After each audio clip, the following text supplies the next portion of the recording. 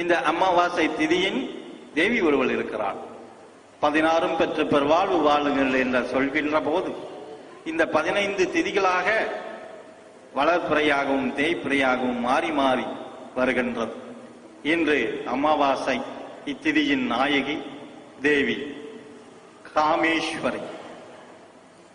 மாமசிந்த மனோரத வியார்த்தம் ஆதித்ருதயம் சோஸ்திரம் மகாமந்திராஷம் ஜபம் கரிஷ்யே ஆஸ்ய ஸ்ரீ ஆதித்ருதய பூத பகவான் பிரம்ம தேவதா நிவஸ்தாச விக்னாயக பிரம்ம வித்ய ஸ்ரீ சௌசர்வாத்ராயாசா விநியோக ரஜ்மி மமதே அங்குஸ்தயாம் நம சமுத்தே தட்சிணி நேபியாம் நம தேவசூர நமஸ்கிருதாய மத்தியமாப்பாய நம விஸ்வதாவனாபிகாப்பாய நம பாஸ்கராய நிஸ்திகாப்பாய நம புவனேஸ்வர்யாய திரவன் ஓம் பூர்வஸ்வரோமிதி திக்பந்தோம் தியானம் பிரணாச மகாநித்யா ஸ்ரீ காமேஸ்வரி தேவி ரூபம் தட்சார்த்தசா பிரம்மணம் அமிர்தாச அமிர்தோச சூரியம் ஆத்மனாமிமஹி.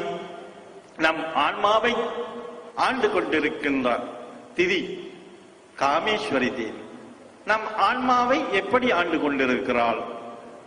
இவ்வுடலானது 3 நாடிகளை கொண்டது. சித்த வைத்தியம் குண்டலினியில் 3 நாடிகள் இருக்கிறது, இடா பிங்களா சூஷ்மனம்.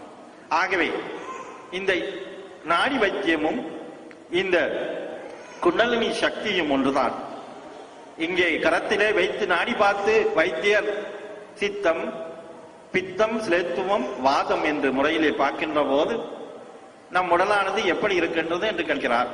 அதே அடிப்படையில் 3ஆக இந்த உடல் 3 நாடிகளில் இருந்து 72,000 நாடிகளாக ஆகிறது. இந்த 72,000 நாடிகளையும் ஆட்கொண்டிருப்பவள் இந்த திதி நித்யாவாக இருக்கின்றவள், அவள்தான் காமேஸ்வரி.